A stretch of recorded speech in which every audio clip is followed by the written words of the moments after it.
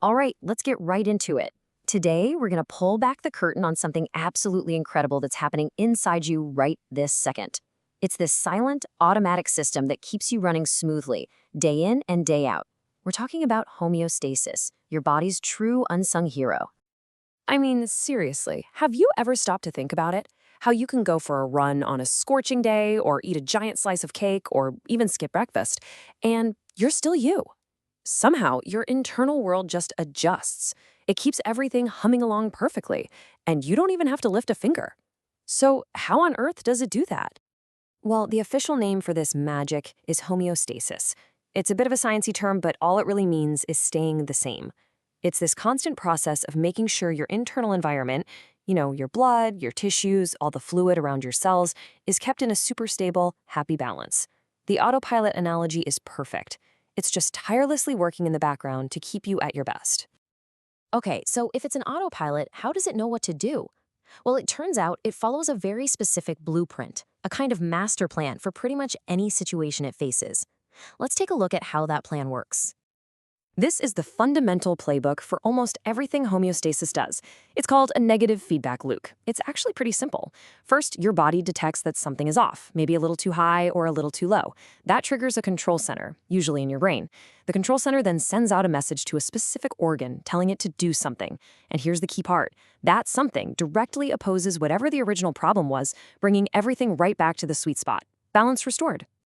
So let's see this playbook in action with something we can all relate to, the sugar roller coaster.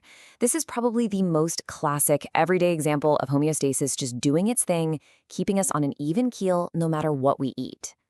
Your body is basically a master at dealing with two completely opposite problems. One minute, you've just eaten a meal and your blood sugar spikes. The goal? Bring it down. The next, maybe you've skipped a meal or had a hard workout and your blood sugar is dropping. The goal? Bring it back up. Homeostasis has a plan for both. Okay, so let's walk through the first scenario. Picture this. You just enjoyed a donut. Delicious, right? But now, all that sugar hits your bloodstream and your blood glucose level starts to climb. The system immediately detects this imbalance. This is where the pancreas jumps into action. It's the control center for this operation. It senses that sugar spike and responds by releasing a very important hormone called insulin into your blood. Insulin is like a messenger. It travels through your blood right to your liver and basically says, hey, we've got way too much sugar out here. Start packing it away. So the liver starts pulling all that extra glucose out of the blood and converts it into something called glycogen. It's like putting extra groceries into the pantry to use later. And just like that, with all the extra sugar safely stored away, your blood glucose level drops right back to a healthy, normal range. See? The initial problem, high sugar, has been opposed or negated. The negative feedback loop is complete. But what about the flip side? Let's say it's been hours since you last ate, and you're starting to feel that mid-afternoon slump. Your body's cells are getting hungry, and your blood sugar is dipping too low. Once again, your trusty pancreas senses the change. But this time, it doesn't send out insulin. No, it releases a totally different hormone, a different messenger called glucagon. Glucagon travels to the liver with the exact opposite message. It says, all right, time to open up the pantry, we need that sugar now. So the liver starts breaking down that stored glycogen right back into glucose and releases it into the bloodstream. And boom, your blood sugar level rises back to normal, giving your cells the energy they desperately need. It's such an elegant system. Two different problems, two different hormones, but it's all part of the same balancing act. And look, this whole negative feedback thing isn't just for blood sugar. It's happening all over your body all of the time. Let's do a quick lightning round of a few more of these amazing balancing acts. You know when you're exercising and you start breathing harder? That's not just you getting tired, that's homeostasis. Your brainstem, the medulla oblongata, detects that carbon dioxide levels are rising in your blood, which can be dangerous. Its response? Make you breathe faster and deeper to blow off that extra CO2. Or how about that feeling of thirst? That's literally your brain telling you there's an imbalance. When you're dehydrated, your pituitary gland releases a hormone called ADH.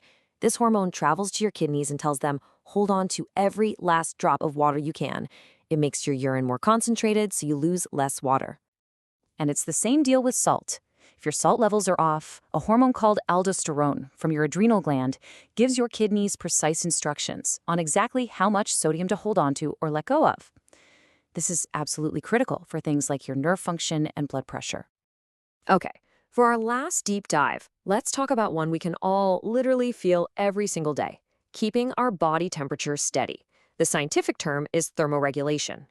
So here it is, the magic number: 37 degrees Celsius, or about 98.6 Fahrenheit. Why is this number so important? Well, it's the absolute perfect temperature for all the millions of chemical reactions that are constantly happening in your cells to work efficiently.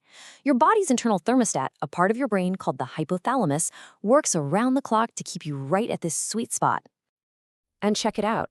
It's that same playbook of opposing actions again. When it's a hot day and you're overheating, your blood vessels near your skin widen. That's called vasodilation. This brings warm blood closer to the surface to let heat escape.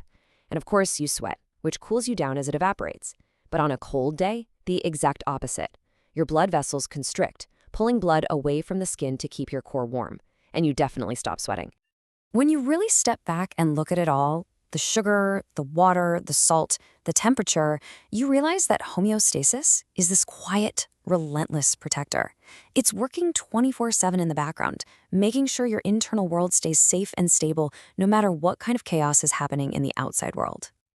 It's a system so good, so seamless, that most of the time we don't even know it's there. We just take it for granted. But that brings up a really important question. What happens when it fails? When these feedback loops get broken or just can't keep up anymore? That right there is when we get a true appreciation for just how vital this unsung hero really is.